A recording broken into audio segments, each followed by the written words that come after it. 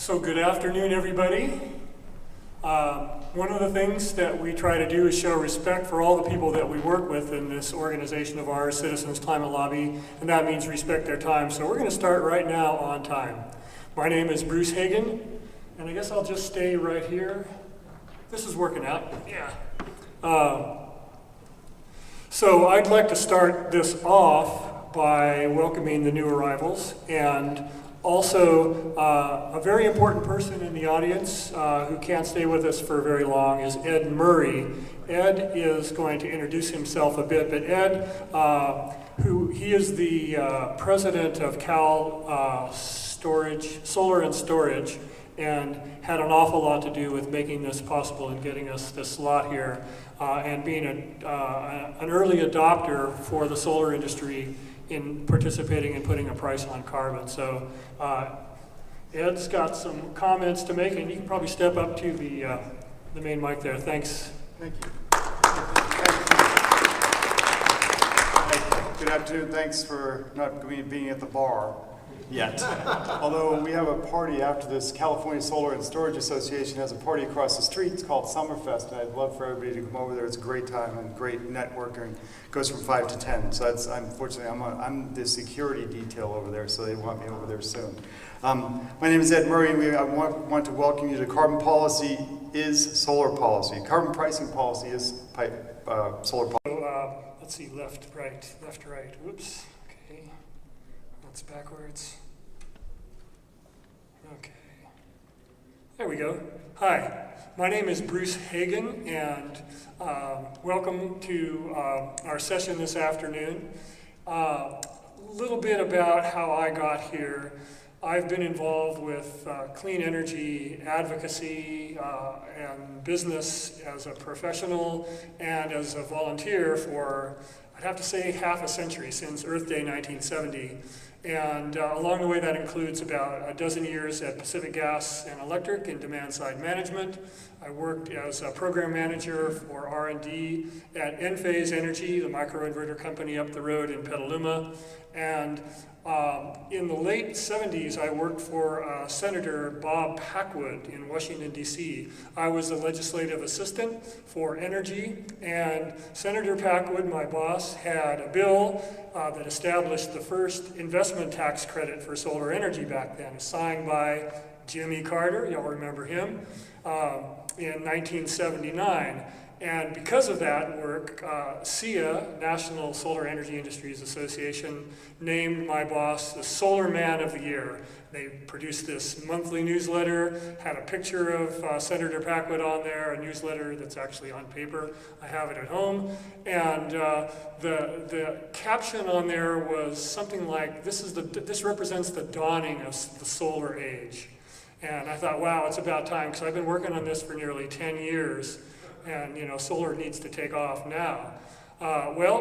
Since then, it's been about 40 years, and while solar has made tremendous achievements during that period, most of them have come in the last 5 years, and unfortunately, they haven't happened fast enough to put a check on global warming. The reason we're here is to talk about how we can make the solar industry and others more effective in solving that existential crisis. So, what I wanted to do very quickly is just show you an example. There's a lot you're going to hear about different aspects of this today. The actual policy that my organization, Citizens Climate Lobby, is recommending, called Carbon Fee and Dividend, and how the method that we're using politically to make this the law of the land. And we think we can make it the law of the land in the next Congress, regardless of who the president is or what his preferences are. So those will come from the rest of our speakers here. I just wanted to give you a real, like the third grade level explanation of this. The idea, you've heard this expression about the playing field is tilted in favor of fossil fuels. Well, here's my little, the labyrinth game. You can see there, it's tilted.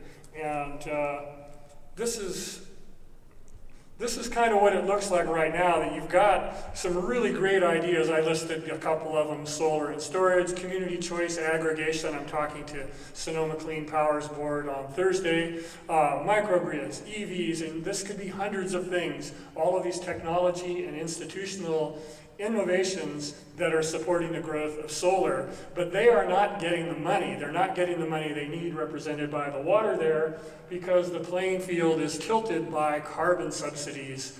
And what's getting the money now is KXL, fracking tar sands, deep water drilling, directional drilling, all of these fossil fuel technologies. That's changing, but it's not changing fast enough.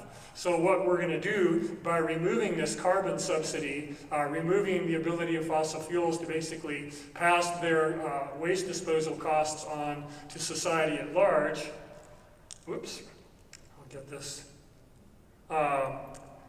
All the money is eventually going to go over to clean energy, and those systems are going to take off like you've never seen before, even more than Tony Seba had suggested this morning.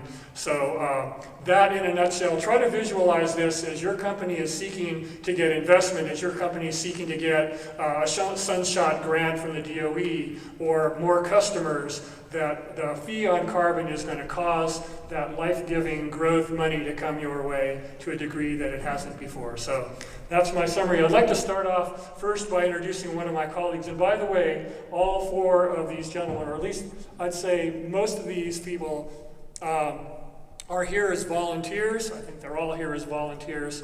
And Citizens Climate Lobby, I started working with them as a volunteer 6 years ago, and I like to say it's the best climate lobbyists that money can't buy.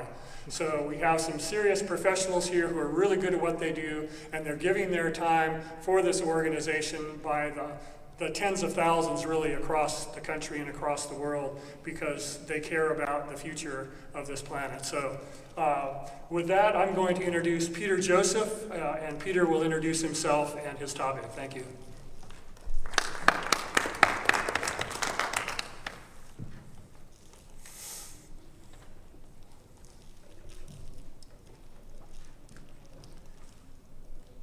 Wow, it worked. Hi, I'm Peter Joseph. I'm a doctor. I'm an emergency physician, actually, retired now 6 years, volunteering full-time on this issue, climate change, which I consider to be the mother of all emergencies. And I got involved after protesting the Keystone XL pipeline in front of the White House in 2011, getting arrested first time. Hasn't happened since, just a misdemeanor. And after that, I realized this isn't going to do anything, because the extraction of these fuels is profitable. And it was right after that that I discovered Citizens Climate Lobby, which is working on the real issue, which is money. Money talks, follow the money, get the money right, and we might have a chance. That's why I give all my time to CCL. I think it's helpful to start with a little orientation. Where's my clicker? Yeah. You see where we are, down on the right? This is a paleoclimate chart of about 65 million years from when the dinosaurs got wiped. It even got hotter after that when India collided with Eurasia. And then the planet cooled. You could see when the ice sheets formed and where we are now. And we have successfully reversed that decline by about 1 degree C since the dawn of the Industrial Revolution. And notice that the time of the dinosaurs was about 8 degrees centigrade warmer than it is now. That's all it was when the planet was ice-free. And that's why we've got oil at the North Pole, because of all the plant life that existed up there when the planet was hot. We are reversing that trend. It's kind of ironic that we're pushing it back to when all these fossil fuels were formed. And we're doing that.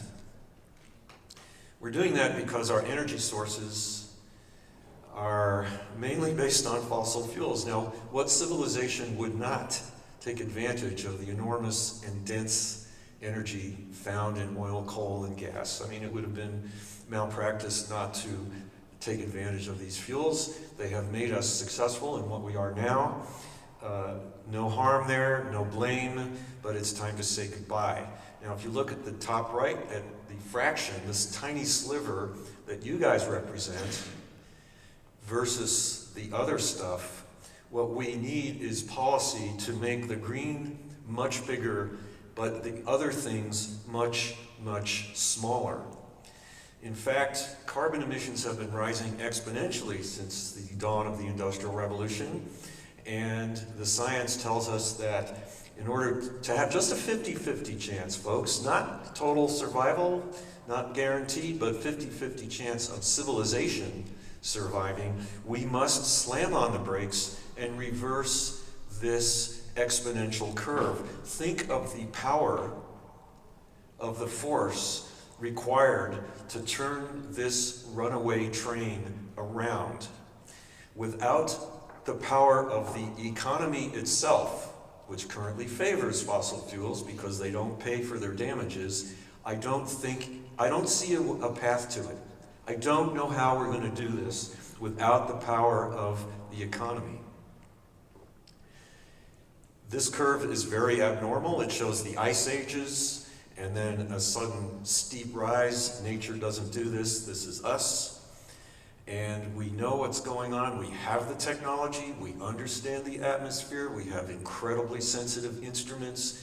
We know that we have pushed the forcings, as they're called, way beyond anything that's occurred in the last few million years. And we've actually ended a geologic era, the Holocene, the age of human civilization. And as the people in Los Angeles found out last weekend, we are in the Anthropocene, the age of human domination of the climate. And I mentioned LA because it was, 117, I heard, last weekend in Los Angeles? We're seeing it here in California with all these fires and droughts, etc. That's where we're going. And a lot of that is baked in. And deploying solar or even a carbon tax is not going to stop what's already paid for and bought in the system, which has lags in it. And things are going to get very rough before they get better. What we're talking about is preventing complete calamity in 100, 200, 500 years. The hottest non-El Nino year was 2017, but I have a feeling 2018 may surpass that. Don't get too excited about those blue patches of cold water flowing off of Greenland and Antarctica. That's just ice melt. We have put so much heat-trapping gas in the atmosphere that we're retaining on this planet the equivalent of 400,000 atom bombs every day. 94% of that energy is going into the ocean, where it is working on evaporating water, hence Houston last hurricane season, and the dissolution of the Antarctic and Arctic ice sheets, which are melting faster than anybody had predicted, raising the specter, of course, of flooding in all coastal areas of the planet, where about half the population of the world lives. Many civilizations have collapsed from drought. I will spare you the photos, but here's a list of 10. They didn't know what was coming. They didn't have the technology to adapt, and they disappeared. And the latest one to suffer, of course, is Syria. And you see the problems that the drought in Syria, fueled by inept management, of course, are causing today. Complete disruption, refugee crises, political crises, etc. The question is, are we next? And I don't think any rational person could say we're not, because we are not on a path to possible survival. This is the IPC chart of where we might choose to go. Business as usual is a unmitigated disaster. Possible survival is that lower green line, and that involves a lot of change.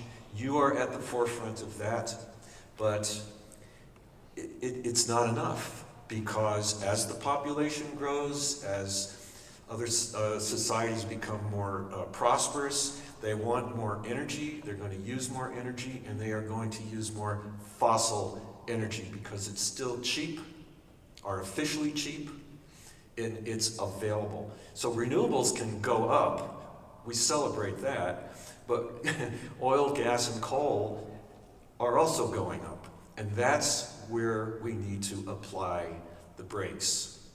Here's a poster from COP21 in Paris, where I was for 2 weeks a couple years ago. How do we break the fossil fuel addiction? Ask any addict. My guess is we all know at least one.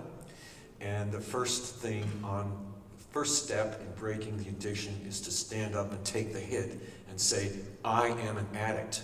Let's face it, we are addicted to fossil fuels. We love them. Now, there is a bubble, a carbon asset bubble, which is expanding and expanding and expanding.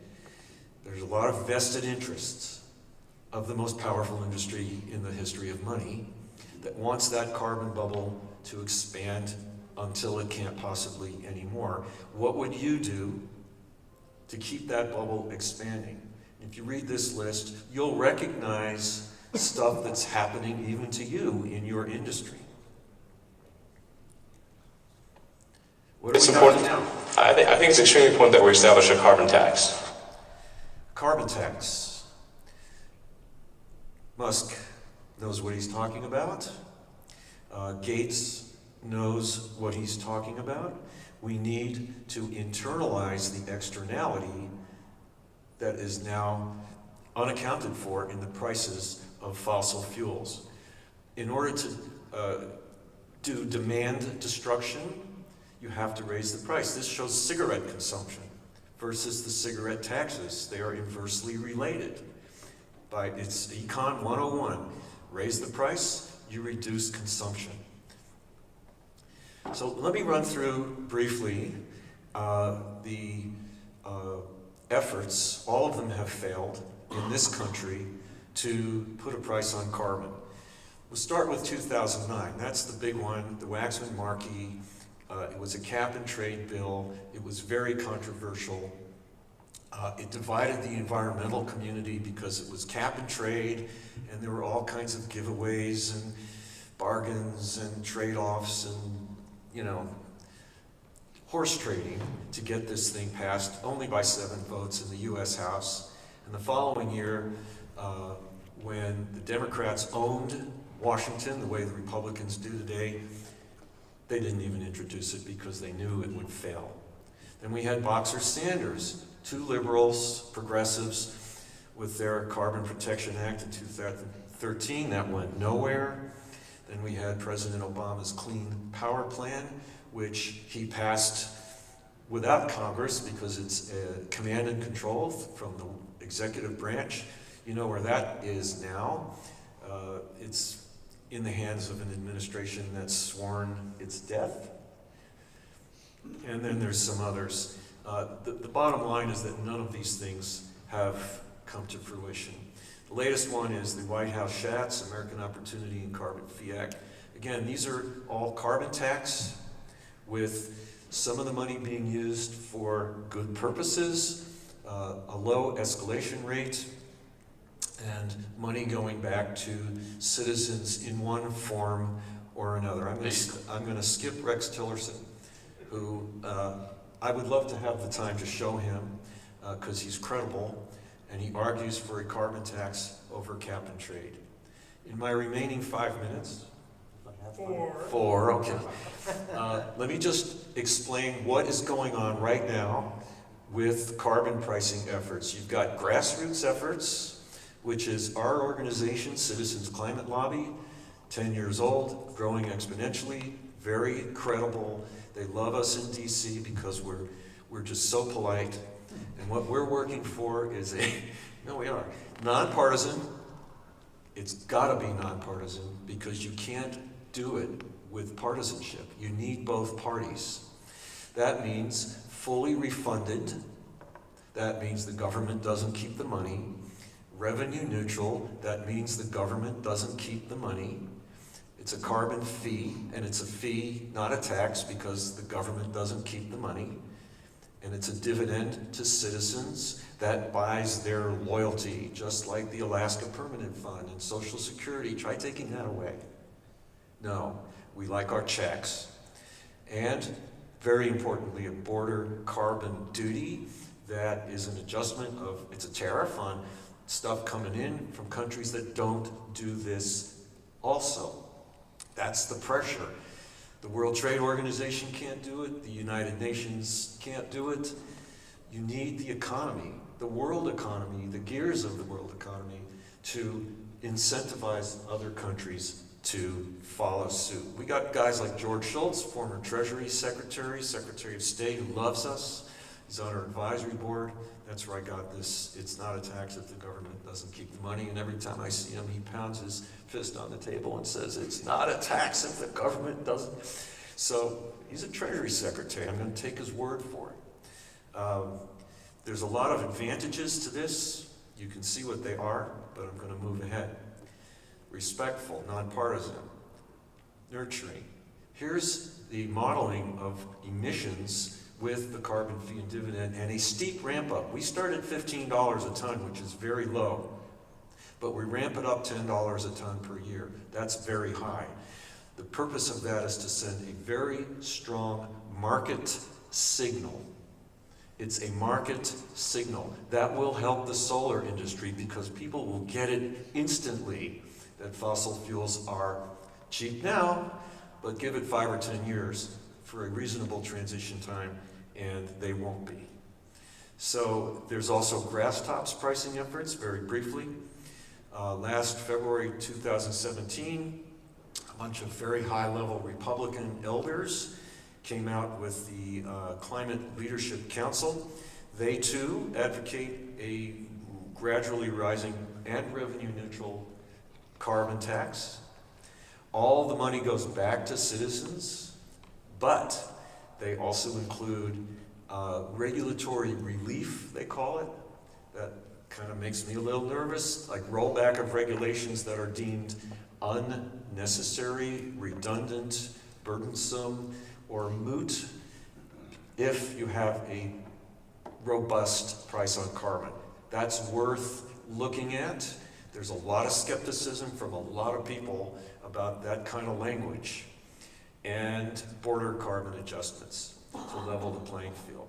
They got some real stars with them and some big companies, and that is raising some significant, I'm rolling here. You got First Solar on board. That's raising some significant skepticism from the left, okay? It's raising skepticism from carbon tax advocates that haven't seen anyone in Congress on the Republican side advocate for a revenue-neutral carbon tax. It's getting support from the right, and it's, as of today, I'm reading yesterday, it's getting pushback from the right. So, what do we have?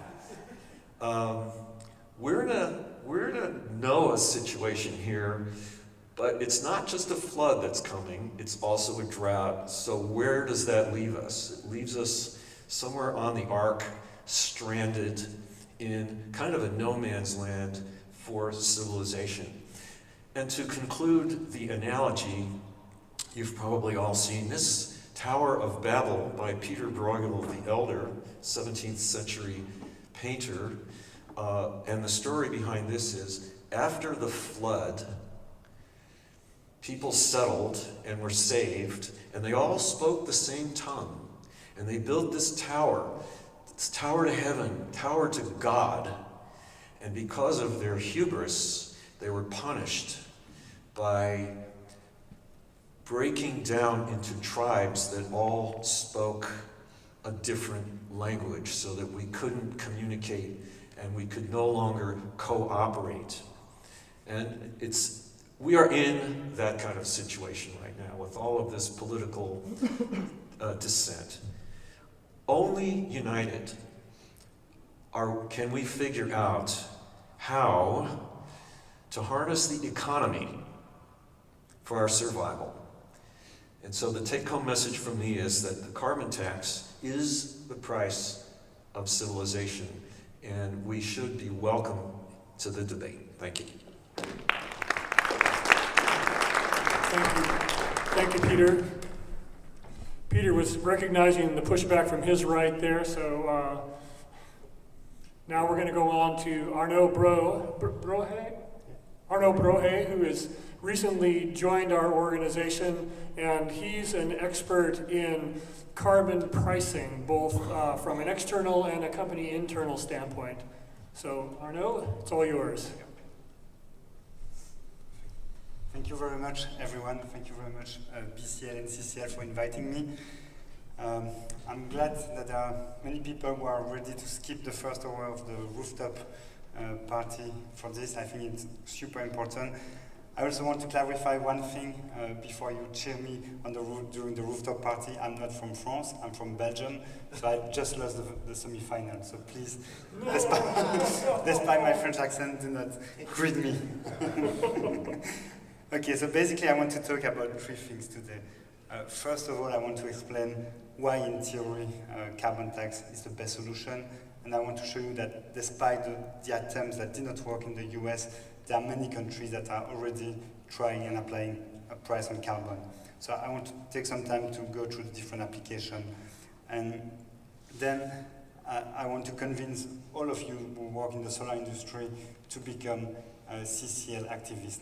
Because what I am going to show you is that the price on carbon basically could be more powerful than the current subsidies that are going to be phased out. So I have 2 slides on this, and I want to take 5 minutes at the end to go in detail through the analysis.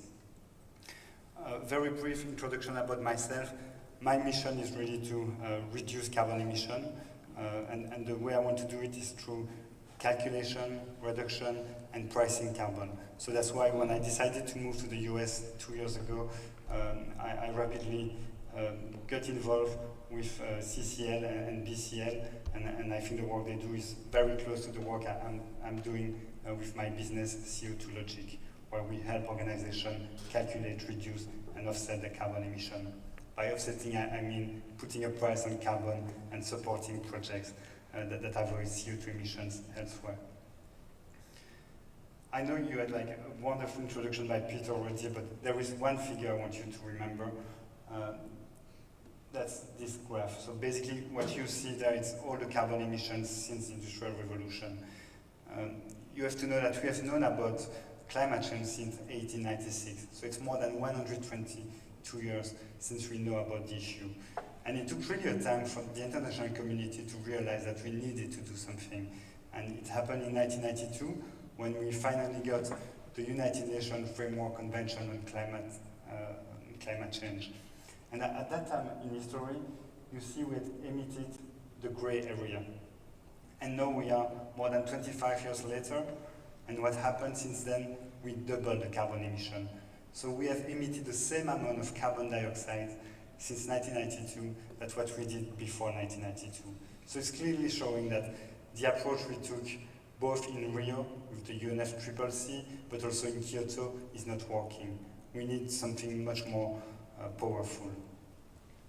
In fact, what we need to do is to halve our global CO2 emission by 2050 and to become carbon neutral before the end of the century. And the graph you see on the right, it's the business as usual. It already includes all the commitments that were made by countries in Paris. So it's clearly not enough. We need to act much faster, otherwise we will exceed the cap by more than 1,000 billion metric tons of CO2. Environmental risks are the most likely and impactful risk. And it's not me who says this, it's the World Economic Forum. So if you discuss with insurers and with banks, they are extremely worried about the impact. And that's going to have, we're not talking about impact in 100 years. If you look at the time frame, it's for the next 10 years. So things such as the hurricane we had in Houston or Puerto Rico last season is going to happen every year or every 2 years. We are going to see more and more events like this, and at some point it's going to be uninsurable. So every one of us will have to pay for the consequences. We are just 1 year after the US withdrawal from the Paris Agreement, but I think we can say that despite this, there is a clear momentum. With the the void that has been left by the federal government has opened the door for the private sector to take the lead. And so we had the CLC initiative that was already presented, that got massive media coverage. We had articles in CNN, Bloomberg, Wall Street Journal, lots of very influential companies and people that support the idea of having a price on carbon. And if we look at, there is not a single week where I don't see any major newspaper in the US writing something about carbon tax. That wasn't the case 2 years ago. So there is clearly a momentum, and I think that if we use the power of all businesses, including the solar industry, we can make this happen. Basically, there are two ways to put a price on carbon. Either we have a carbon tax or we have an ETS. To tell a long story short, I would say that we have tried ETS with Kyoto, we tried ETS in Europe, and it did not work. So basically, we are left with one other option, which is carbon tax. Of course, the issue with carbon tax is that we don't know exactly what the environmental impact would be, but what we know is that the higher the price on carbon, the more impactful the carbon reduction will be. One other thing I also want to mention, because that's really important when we discuss with businesses in general, is that of course there will be all the environmental risks, there will be hurricanes, but that's not the thing that's going to affect the bottom lines of businesses first. What's going to affect the bottom lines of businesses first is the transition risk. We are going to see more and more stranded assets. Companies that are going to go bankrupt simply because it doesn't make sense anymore to produce in a carbon-intense world. Think of the car industry. What do you think would happen if we see, for instance, that cities such as London or Paris or cities in California start banning fossil fuel engines? Of course, all the industry that are not investing in electric cars will go bankrupt. And that's the type of things we are going to see. So the transition risk is going to happen first, and it's going to be massive, and hopefully happen really soon because we need it. I was talking about stranded assets. What happens today in the US with the coal industry, that's an example of this. What we need to make sure happens in the future is that we get the same with other fossil fuels, with oil, of course, but also with natural gas, which, even though it's cleaner than oil and coal, is still a very pollutant greenhouse gas. If we look at carbon pricing, globally, it only covers 15% of the emission, 1.5. You could say it's not much, but if you look at the trend, it's quite positive. Like if we go back 5 years ago, it was 3 times less. And it was 2 times less. So it more than doubled since 2011.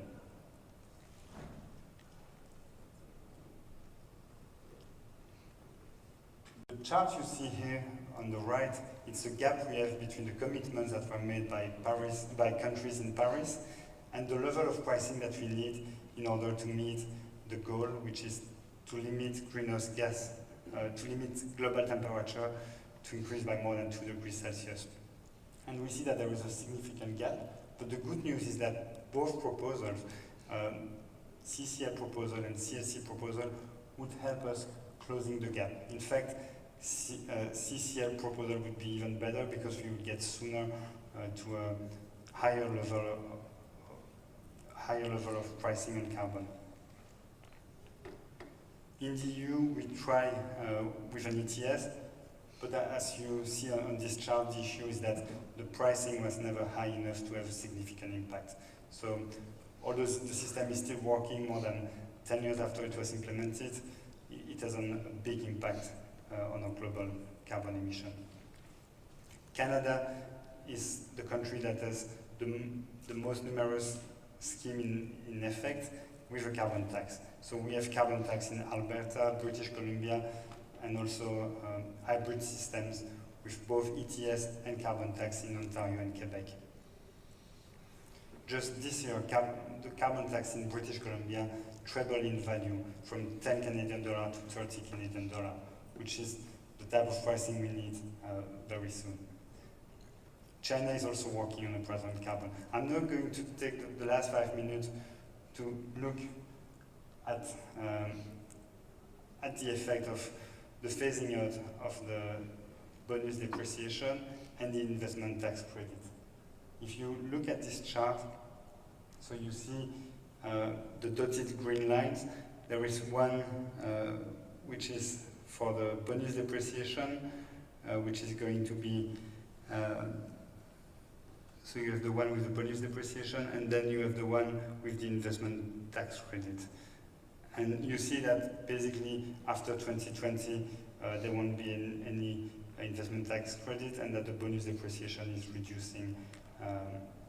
And when you look at the blue line, you see basically the PPA price that would be needed to keep the same level of profitability for projects. And this example is for the Southwest, so it's for states such as Texas, for instance. You see that we would need to increase the price by 0.34 dollar per watt. Sorry, we see that the price of the panel should decrease, and in fact should even become negative in order for the project to still be profitable by 2023. So we should have negative pricing, which is what you see on the horizontal line at the right of the chart. And if we look at the levelized PPA price, then we see that it should increase from $31 to more than $43. So basically we have a we have $12 megawatt hour gap. And that's what we are going to lose in the sector with the phasing out of those two incentives. What I'm going to show you on the next slide is the effect a $40 per metric ton of CO2 fee would have. Basically, if we have a $40 metric ton of CO2 price on carbon, the effect would increase the cost per megawatt hour for efficient gas turbine by almost $15 per megawatt hour. It would increase the cost for coal power station by around $40 per megawatt hour. So basically the consequence would be that first coal-fired generation would become $25 per megawatt hour more expensive. So that's going to accelerate compared to gas. So that's going to accelerate the ongoing retirement of coal generation. The increase in generation, even for the most efficient gas turbines, would be higher than the incentive we have today for the solar industry. So that would also benefit to the solar industry, and as a consequence, we can foresee that there would be less investment in gas. And another consequence is also that gasoline pricing would increase by almost $0.4 per gallon, which would also accelerate the electrification of land transportation, and so be beneficial for solar and storage in general. So I hope that with this, and the presentation will be available, I hope that with this data, you will all become convinced that we need to advocate for a $40 carbon price very soon. Thank you. Thank you, Arlo. So next up, we're going to have Steve Hams and Mike Milkey, who have been working with the Silicon Valley Leadership Group and Citizens Climate Lobby.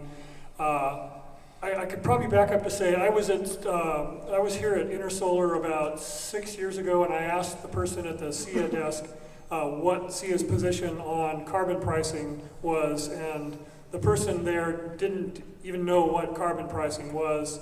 A couple of years ago,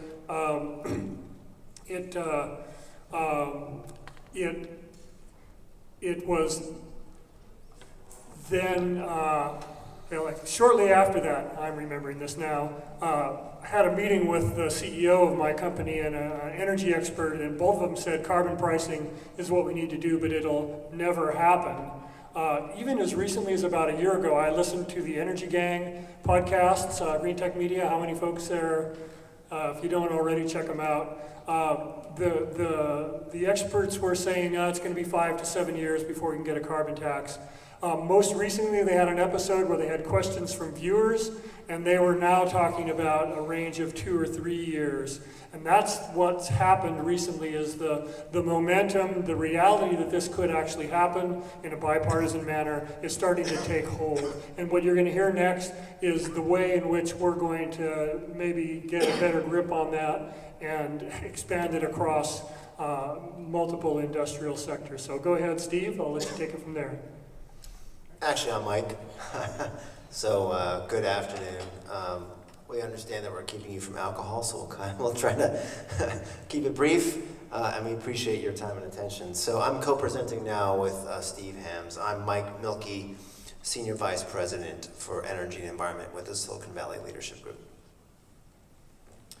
Thanks, Mike. I'm Steve Hams. I'm Engagement Director for our Business Climate Leaders Action Team and within Citizens Climate Lobby. And what we'd like to talk about is to explain to you how we work with businesses to work with us to advocate for putting a price on carbon. And we have worked with businesses, with many, many businesses. We continue to do that. And we're specifically going to talk, Mike and I are going to talk about how we've collaborated, industry association, CCL, to work with companies to engage them in advocacy.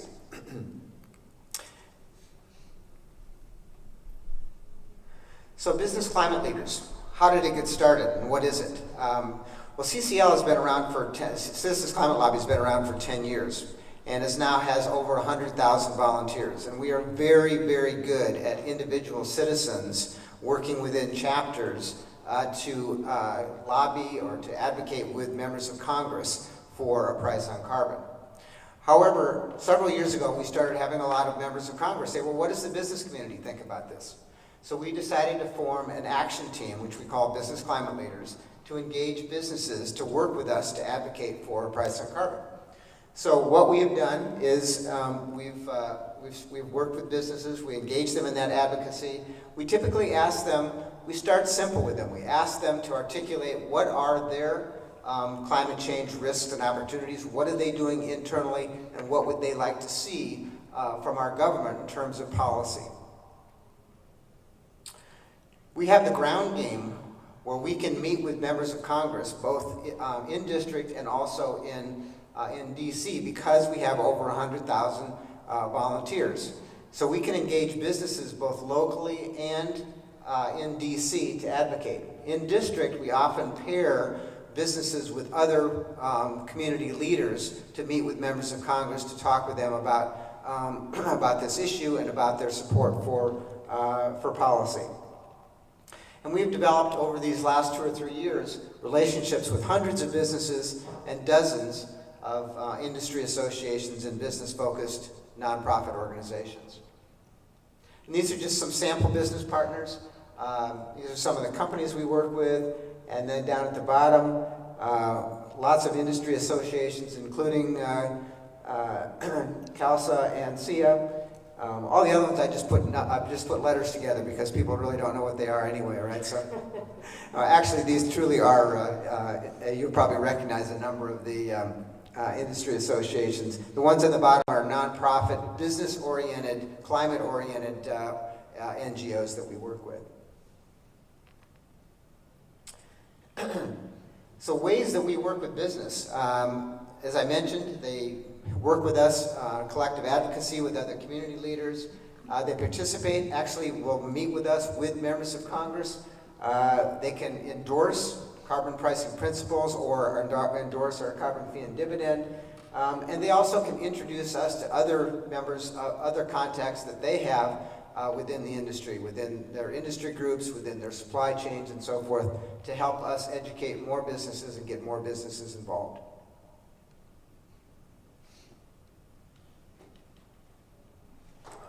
Over to me. Thanks, Steve. So a little bit about where I work, the Silicon Valley Leadership Group. We're a high-tech trade association. We've got 360 members, give or take, so it changes frequently with mergers, acquisitions, and new companies all the time. But it's really representative of the innovation economy, the innovation ecosystem, right? So it's the old guard, quote unquote, companies like Microsoft and so forth, and it's also the newer folks. And we also all have quite a few members in the clean energy space, and you can see those up there. But also we have venture capital and the research universities, including Stanford. And we're not a one-issue trade association. We actually advocate on a number of different policy areas, including health, housing, and transportation, land use, tax, of course, and then why I'm here today, energy and environment. So we have a pretty good history of actually advocating on behalf of climate policies, clean energy policies as well. Most of our activities focused in California, where we're based, Silicon Valley, of course, but that's because there's not much action at the federal level currently. Although we did support Waxman Markey, we had some problems with it, and frankly, we don't have a position yet on, as a trade association, yet on carbon fee and dividend, but I think that's the much more likely, way to get something done at the federal level. But here in California, we supported AB 32, which was the landmark climate and clean energy bill back in 2006. 10 years later, that became SB 32 by then Senator Fran Pavley. And then we're very active in campaigns, a number of different campaigns, most notably in 2010, the No on 23, where a number of Texas oil companies tried to indefinitely forestall AB 32. So we actually advocated and helped defeat that ballot proposition. We're guided by this principle put forward by our founder, David Packard, and that is we get very involved and we're very collaborative. We work with NGOs, we work with philanthropy, we work with elected and appointed officials at all levels of government. We are, I'll say it again, nonpartisan as well. That's how you can get things done, we feel. Turning now to this effort.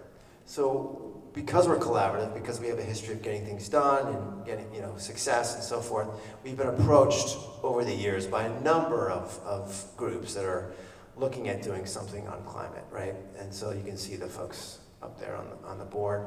And a lot of my companies are approached individually by these organizations. And so during a discussion a couple of years ago about this, my members came forward and said, can you help us figure this out, get through this thicket of stuff, because we have limited time and resources, and we want to be as effective as possible, especially at the federal level, right?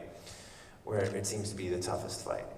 And so out of all these groups, we decided when it came to a federal effort to work with CCL, and that of course is the business facing component of that is BCL. And the reasons why are because they have representation in every congressional district, which is key. They're very solutions focused. They've done a lot of great work to put together the Climate Solutions Caucus, which is kind of a Noah's Ark approach, 2 by 2. You have to enter in one Democrat and one Republican at the same time. And it's grown to about 80, 84, 82 members of Congress currently. And so, they're also nonpartisan. So we thought this was a great group to try to work with. Let's go to the next slide here. And do you want me to do this one or? Okay, so I'll just go back to this one. Okay, so what we did was, so Steve and I talked about this, and we collaboratively, we approached a number of members of ours, and we said, would you be interested, per your direction, to work with BCL, and to talk about what we could do to perhaps support a price on carbon at the federal level, in this case, a carbon fee and dividend policy. And so a number of our members, 14, actually came forward and said that was something that they were interested in. And a pretty diverse cross-section of folks in high tech, some in clean tech as well, that really we think would resonate with folks in Washington, D.C. and are name brands that people are familiar with, and actually have some experience on this issue from different perspectives. And so, do you want me to hand it back over to you at this point? Yeah, I think. Okay. Okay.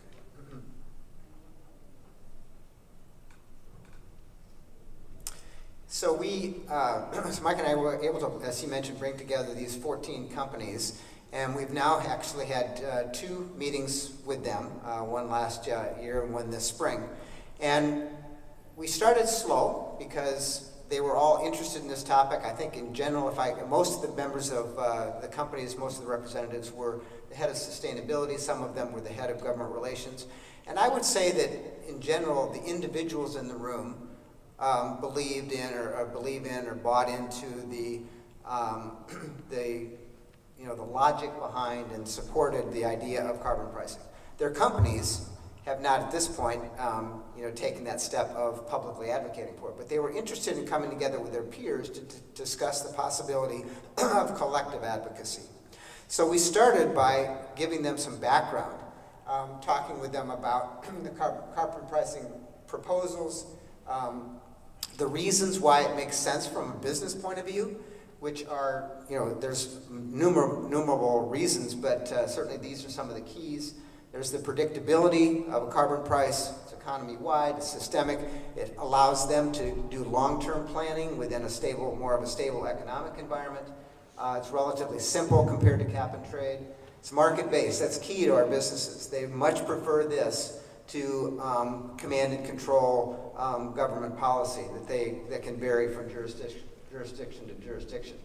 And also, it's clear that if it's designed well, it can not only be great for the environment, but also based upon the studies that CCL has commissioned, it can grow the economy and be good for businesses, particularly your businesses, because it makes it much more difficult, but it puts a much greater price on the fossil fuel industry and paves the way for even greater and more rapid growth for clean energy. These are some of this key, I think Peter's pretty much gone over these, the key elements for an effective price on carbon. It needs to be in a sufficient initial price, it needs to rise rapidly enough, needs to cover all significant greenhouse gases, and it needs to level the playing field. I think we've talked about that quite a bit. So we spent time talking with the businesses about this. We also spent time talking with them about what the legislative landscape was in DC, because a lot of the people, as we've talked about carbon fee and dividend, I believe, as the policy that we advocate for. But as we have been talking with them about this, many of the questions are, okay, well, let's say we do decide to advocate for this on a collective basis. What's the likelihood of this passing within the next year or 2 years? So we brought in our head of our government relations, our VP of government relations from CCL, who is in DC, is very close to the Climate Solutions Caucus that Mike mentioned, where we believe a bill will emerge. We're hoping sooner rather than later, to give them an idea of how realistic this is. So after providing that backdrop for the companies through these 2 meetings, the outcomes from the meetings was that this is what I was just talking about, that there is progress towards carbon pricing bill. We've had the Climate Solutions Caucus, Climate Leadership Council that we mentioned, strong advocate. Many conservative organizations are in favor of carbon pricing now. And so I think the companies came away with an understanding that, yes, this is a potentially realistic thing to happen. And so out of our 2 meetings, we've decided, we put together a group of six participating companies that have formed a working group. And what they decided to do is they decided that they wanted to commission an expert in the carbon pricing and carbon management area, like Arnaud, for example, to do an analysis of both the IT industry and their individual companies in terms of what the effect of a price on carbon, like our legislation, would have on them. Because if they're going to advocate for something, they want to make sure for their own businesses that it's going to be good for their business. This is something that they can embrace, not only for themselves, but also for their shareholders. And we're also working on proposing a joint statement of collective support for federal carbon pricing that we can then present back to the larger group for their consideration. And after this, after the study is done and after we've had this proposal, then we'll get the group back together, and we'll hope that we're moving closer to their decision to actually to agree to collectively advocate for carbon pricing. We'll see.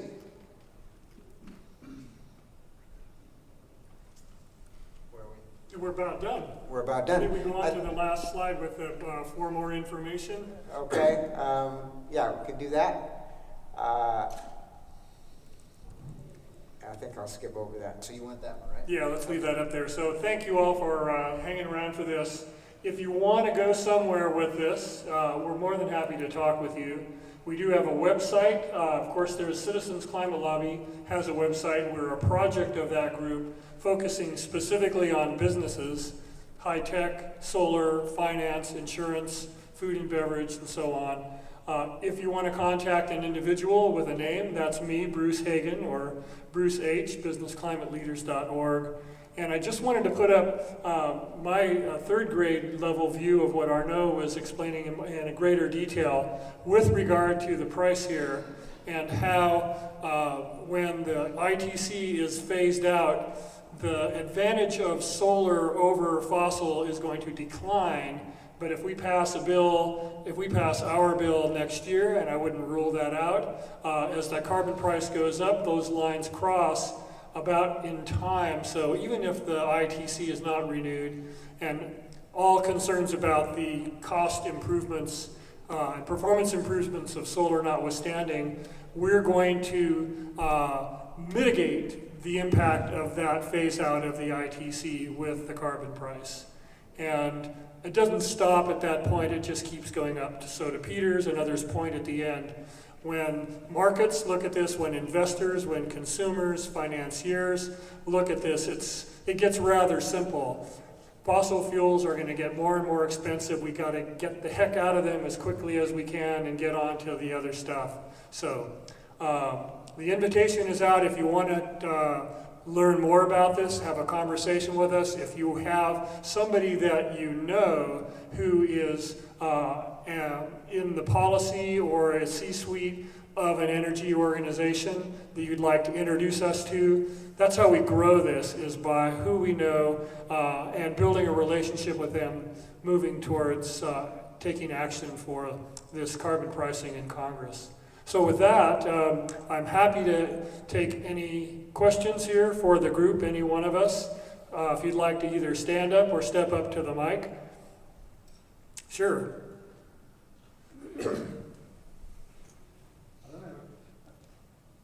I'll just talk loud. I don't have a question, but I do have one comment, which is 3 weeks ago or so, myself and a group from Northern California business leaders went to Congress to lobby the 28th Amendment. I don't know if you guys are aware about that. The 28th Amendment is a thing that will limit campaign contribution spending and get dark money out of politics. And I think that the pushback on this thing is coming from very few individuals that have quite a vested interest in carbon. And the 28th Amendment would help quite a bit. It helps with a lot of different things. Whenever these oddball things happen in Congress, you can't understand why the benefit of the many is sacrificed to the good of the few. 20th Amendment would help level that, but it dovetails very much into this kind of stuff. Yeah. Is that the Move to Amend group or some variant thereof? I'm with a group called American Promise, but that's an overarching organization. Move to Amend is a part of that. Yeah, if I could comment on that, I think the gentleman's point was that there's a 28th Amendment organization that's pushing to basically overturn Citizens United and get the dark money out of politics. That's very important. And as an organization, we are pretty laser focused on carbon pricing. But the other significant thing is that we're trying to build an organization, grassroots at grass tops, that has a different way of advocacy, that treats everybody with appreciation and respect, and we're polite, and we build these relationships upon which we can change the votes in today's Congress, not in next Congress or the one after that, but today's. So those two are perfectly compatible, and the reason I'm in this group is because I've been working on this and I'll make my final comments here. I said in the beginning, I've been working on it for about 50 years, and this is the first time I've seen an approach to politics and to economics that really gives me hope that my 6-month-old granddaughter, when she gets to be my ripe old age, will have the kind of world that I want for her. So that's it. If any of you other gentlemen would like to say a few words, or if anybody else has any questions, we're more than happy to talk informally after we turn off the mics.